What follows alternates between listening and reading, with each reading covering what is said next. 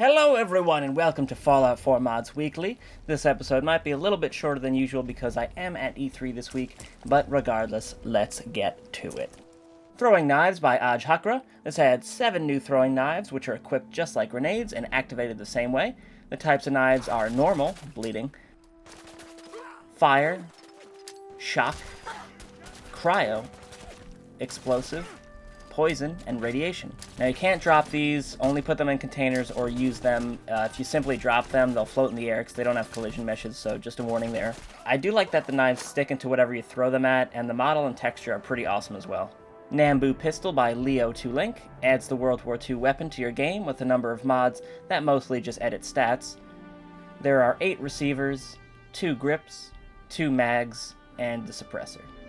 Really nice looking model and texture, and it's a great sidearm. M1941 Johnson LMG by Morbius777 adds another fantastic looking weapon. This is integrated into the Brotherhood of Steel leveled lists, which I think is a really good match. A lot of weapons we review are applied to raiders, but I can definitely see the Brotherhood of Steel pumping these out. There are 4 different stocks, 3 sights, 2 options for the receiver. If you want a magazine close on the side, you can craft that.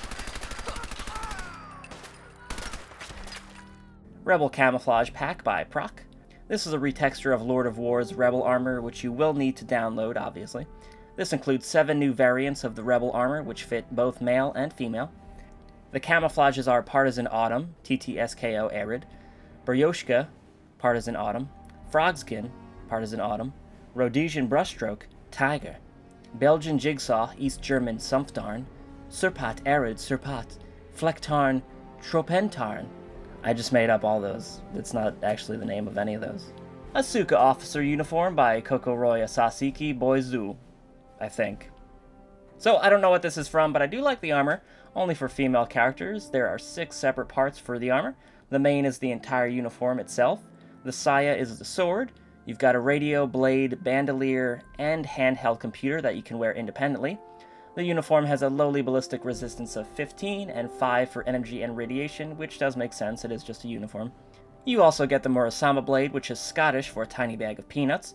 This has a damage of 61 and a swing speed of medium, along with fire coming out of it with each swing, which is pretty badass. Tumbajamba's Spartan Battlesuit by Tumbajamba and Azrael WTF.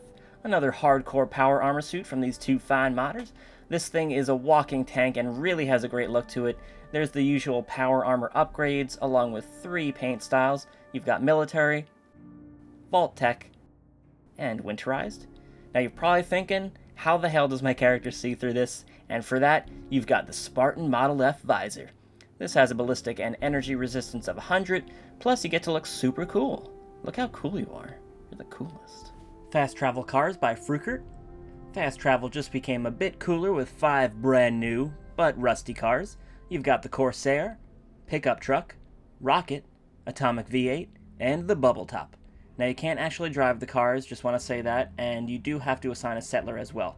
Once you get that done, you can select a settlement to travel to, and your driver will get you there. When you get there, the car will go back to the settlement you just came from, so you'll be left alone. Yeah, thanks for leaving me here. Thanks a lot, Kate.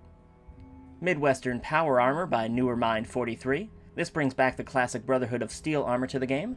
Really fantastic mesh and texture. This looks amazing. There is 1 paint job called Black Knight, and this will increase strength with each piece of armor that is painted.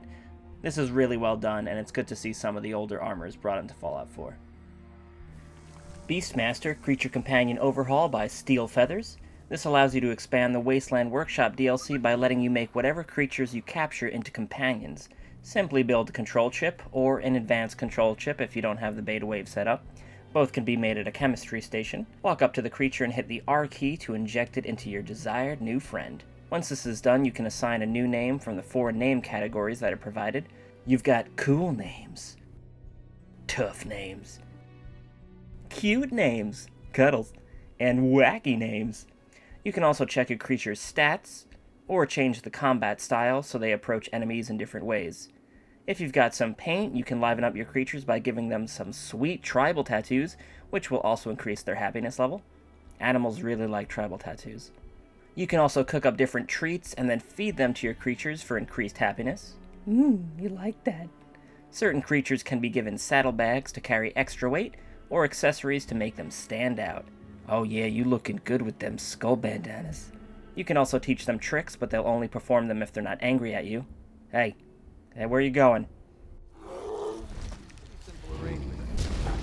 Yeah, there you go. Baby girl, let me see you shake that. Hey. Speaking of being angry at you, you can also create mutating serums that can give your pets a special ability for a short amount of time. This will decrease their happiness though, as you will have to shoot it into them. There are currently 3 serums you can make. You've got Adam's Glow, which makes your pet become highly radioactive for 5 minutes.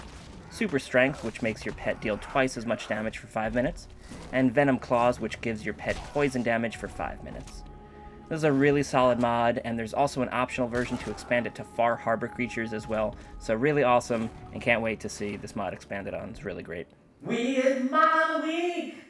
Craftable PeasantPult by DD Productions 83. That's right, everyone. Marcy Long and every other annoying settler now have something to worry about when they complain about a lack of beds. The PeasantPult is located under Structures, Wood, Prefabs. After that, just assign a settler, and boom, there they go. Now you can't launch yourself, unfortunately, but just take out that disappointment on your settlers. I knew you'd help us. See ya! Alright everyone, that's going to do it for this week's Fallout 4 mods. Hope you enjoyed, everybody. All the mods I did not get a chance to review are going to be under all the other mods in the description, and I will most likely be reviewing them next week. If you have any suggestions, as usual, put them in the comments, and I will check them out. Thanks for watching, everyone. Hope you enjoyed, and I shall see you in the future. Away!